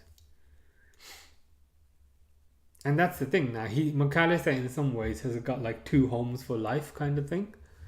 Whereas, because I appreciate the playing career is short, but like after your playing career, like that's when normal life starts. And I think what Michael Owen is seeing now is that nobody likes Michael Owen. Nobody wants him. Liverpool fans don't want him because he played for Man United. Real Madrid fans don't want Michael Owen because he was only there for a year, so who cares? Newcastle fans don't want Michael Owen because he cost them like 16 million and then pretty much left. Man United fans don't want Michael Owen because they consider him a Liverpool guy. Stoke fans don't want Michael Owen because they probably can't remember him even playing for them. So this is what Owen has to live with now. And like even like for Legends games and things, like he'll never get invited back. Whereas the most random player like Mark Gonzalez, who played like 3 minutes, is getting applauded and he's getting loved by the fans. So Owen just kind of feels a bit alone by himself. And I think he even came out recently and said it really bothers him that Liverpool fans don't kind of have any love for him. But yeah, you kind of make your decisions. You got to think of them. I don't even feel sad over him, so I'll just enjoy all the bad defending he will do at Real Madrid. Yeah, we'll get some. What used to be nervous moments for us will now be funny moments, so we will enjoy that. He might win another UCL, but like McManaman said, it didn't feel good since he left Champions League, since he left Liverpool. That's the point I'm making, in the sense that he might win another UCL, he might win a few La Ligas, but like if he won them with like Thibaut Courtois, who cares? Like who cares? Like he could have at the end of his career, he could have one Champions League medal for Liverpool, and he could have 5 with Real Madrid, where he won it with like Thibaut Courtois. Who cares about Thibaut Courtois? Where he won it with Mbappe, who was giving him grief in the locker room. Like, he's not gonna care about those ones as much as the Liverpool ones, I think. I mean, you see it all the time. You see, like, even players who didn't win as much, like Torres, for example. Torres always said he got a lot more love from the Liverpool side compared with the Chelsea side. But I think you have that arrogance to a certain degree. But yeah, I'm fairly sure he's gonna flop. And I'm not saying that from a bitter perspective. Like, if it was a McAllister, I'll say no. I think he's gonna do well. Um, United fans don't look at him as a legend. Yeah, Michael Owen. I think what annoys Michael Owen is that nobody looks at him as a legend, and nobody like wants to take ownership of him. Like Sami Hyypiä, Liverpool fans say he's ours. Dirk Kuyt, Liverpool fans say he's ours. Feyenoord fans say he's ours. Um, Whereas with Michael Owen, nobody says that. Everyone's like, yeah, you have him. We don't want him. Momo Sissoko. Sacco could easily be invited. The fact that he had to join a much superior team to win stuff should tell you everything. His own fault. He could have stayed. I love Sami Hyypiä, my centre back. Yeah, top, very good defender. I still remember we signed him from Willem Twey. Was it Willem Twey? 3.5 million. 3.5 million was a lot back in the day, but he more than paid it back. I still remember his volley against Juventus in 2005. The was it semi-final or quarter-final from the cross? I think he might have gotten the first goal, but yeah, your Finnish neighbour, yeah, good player. He was there as well on Saturday. He was there. His hair, he's dyed his hair darker now, but yeah, he was still looked very fit, to be honest. Sami Hyypiä. Oh, nice through ball by Yamal, surely. Through ball by Yamal, and Pau Victor had a one-on-one,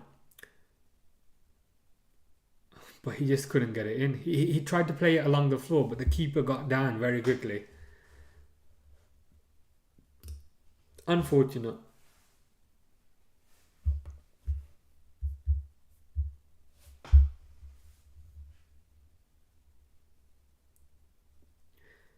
Yeah, he tried to play it through the keeper's legs, but he hit it onto the keeper's leg.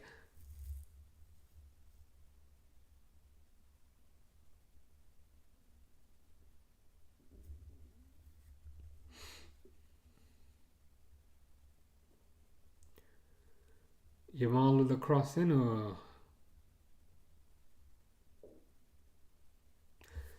3-0 is probably a fair scoreline.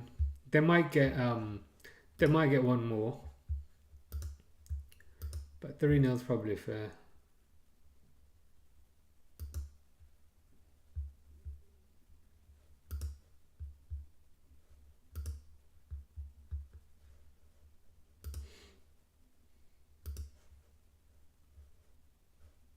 Update scoreline. That's a good point. That's a good point. When I'm ranting about Trent, it's very hard. There you go.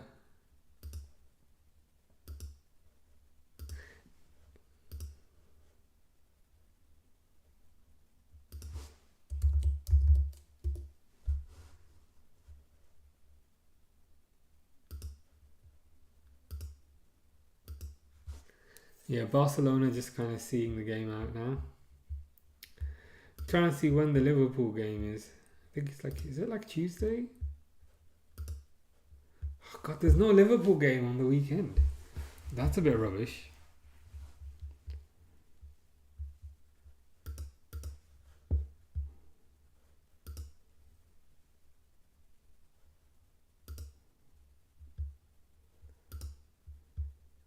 Liverpool game's on Wednesday. We're still like a week away.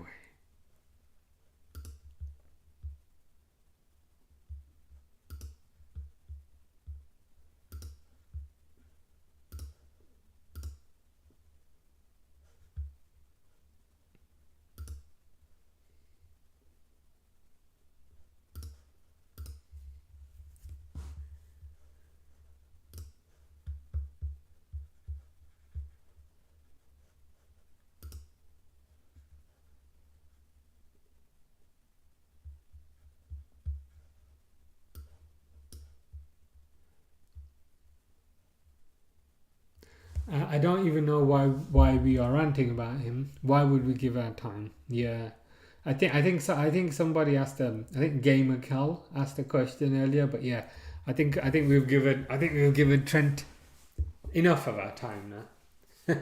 I should pin a message. I think I can pin a message in the chat about what we think about Trent. We should just do the same as we did to McManaman and Owen. Yeah, I think that's what will end up happening from kind of most people. Osasuna try and clear it, but Osasuna pass it straight to Lewandowski.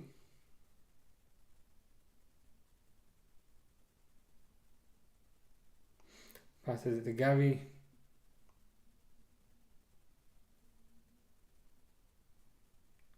Oh, nice pass to Victor. Another corner. Give the Japanese samurai the forgotten 66 mural. Yeah, we can put I'm just a lad from Yokohama whose dreams have come true.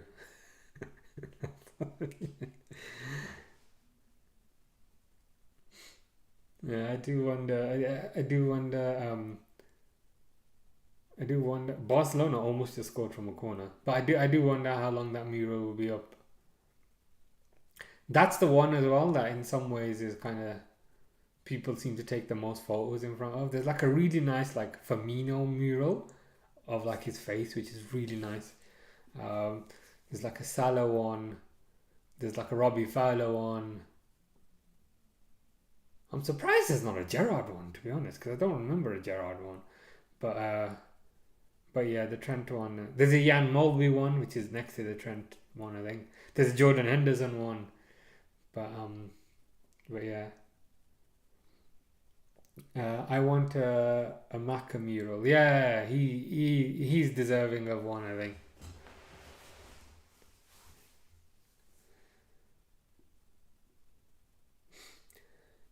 What's your thoughts of McAllister becoming the vice captain after the forgotten right back leaving? Um, Good. I think it's a good suggestion. He's definitely kind of one of the candidates. I think he's shown a lot of kind of leadership, and I think he's shown a lot of kind of maturity for his age. And I think also like he's in that middle bracket age wise, which means I think he'll be able to relate to the younger players and also relate to the older players.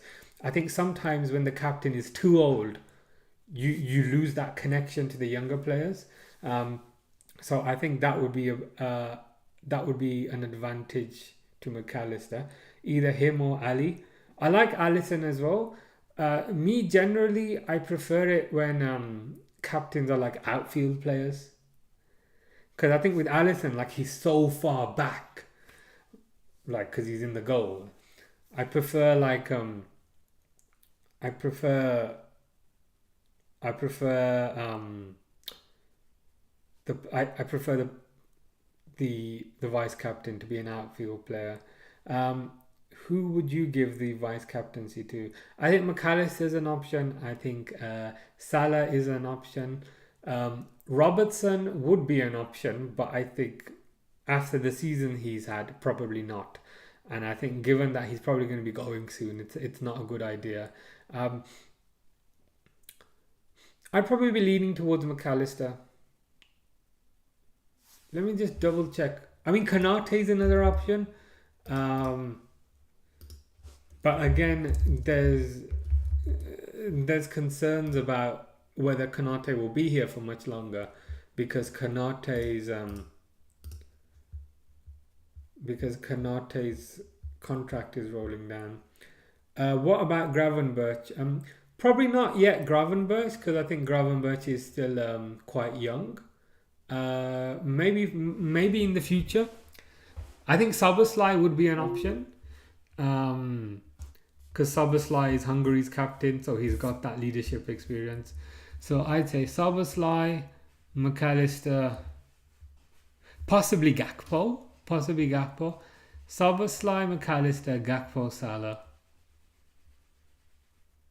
One of those, I think.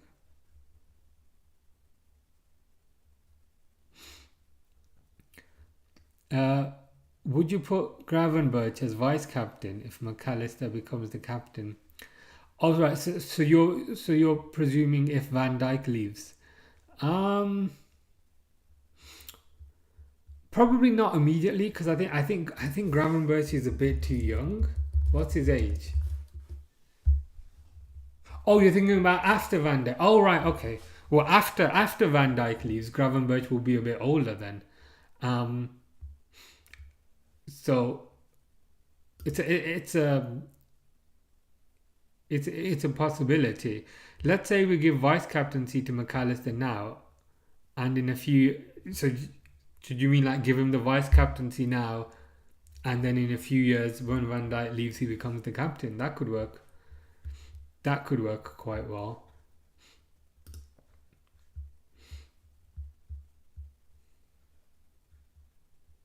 Yeah, I think 3 years from now, um, Gravenberch Gravenberch would be a good option. I think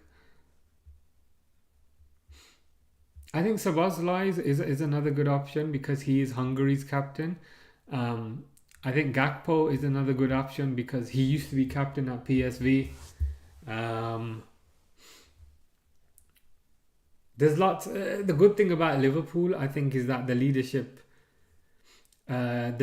group is quite big, and the leadership group is successful. So yeah, you can possibly give Gravenberch the vice captaincy band 3 years from now. Yeah, I mean 3 years from now. Yeah, Connor Bradley captain. Maybe eventually, maybe in the future. Maybe in the future.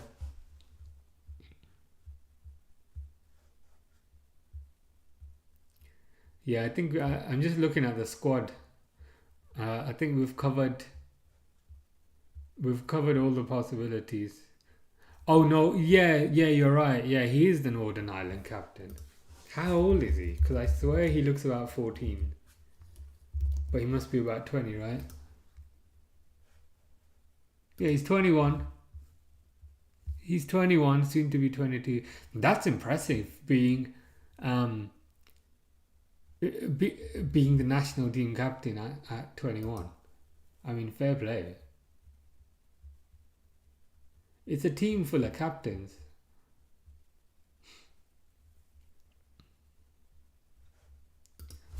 Yeah, I'll double check. Connor Bradley.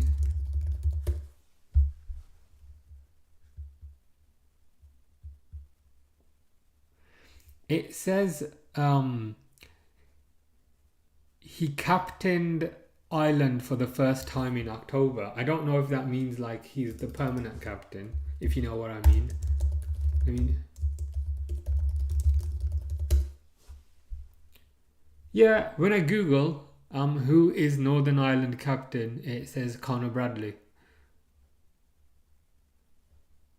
So fair play to Conor Bradley. Um, yeah, I thought like he might have just stepped in for like one game or something if someone was injured, but it looks like he's the captain. So you're right. There's another captain there in the team. Endo is another one. Yeah, it's it's literally a team full of captains, which is which is kind of funny. But yeah, that means that there's a lot to choose from. There's a lot of options. It's Kelleher Northern Ireland or Republic of Ireland? Kelleher is Republic of Ireland.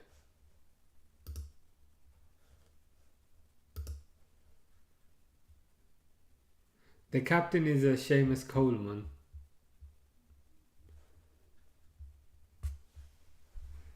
Is he still at Everton? Yeah, Everton guy.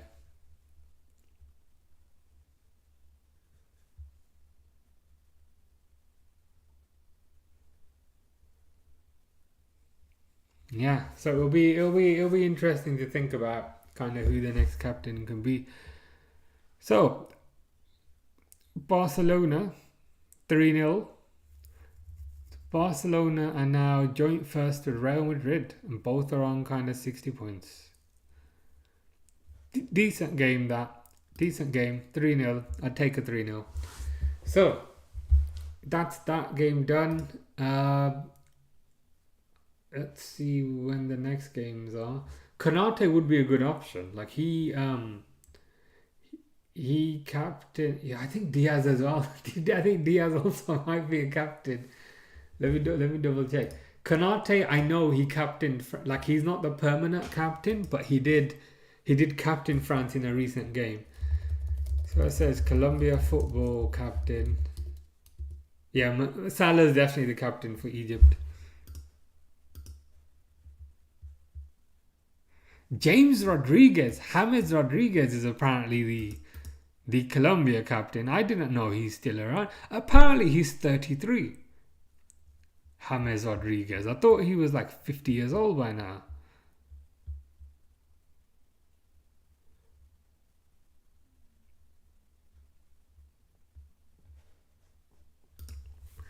Yeah, if I check France captain.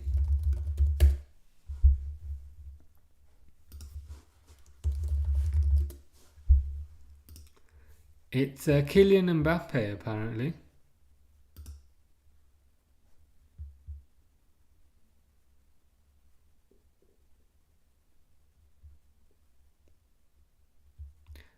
Yeah, so Mbappe is captain for France. You think he might be vice captain?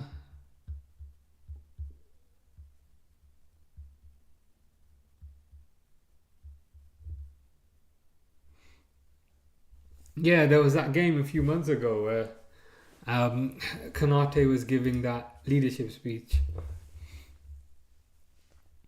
Okay, so the captain is Kylian Mbappe. The vice captain is actually Griezmann, so Antoine Griezmann. But for that last game, both Mbappe and Griezmann were missing, which is why Konate captained. But I thought he did a good job. He was really rallying the troops up, getting them ready. So I thought he did pretty good. But yeah, good result for Barcelona. In terms of the next game, then, let me have a quick look.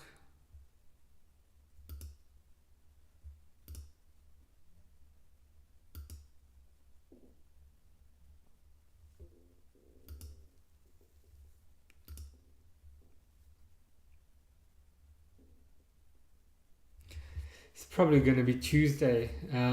Nottingham Forest versus Man United.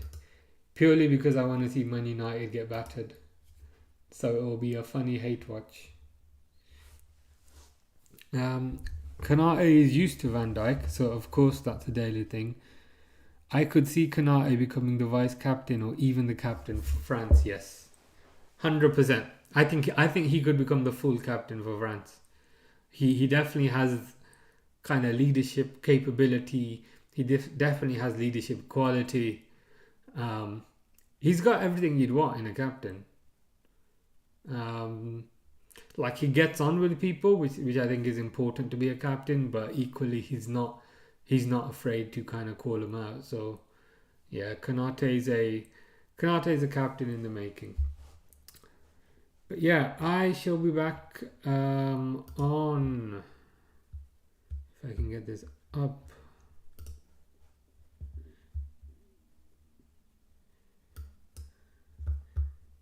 Checking the fixtures.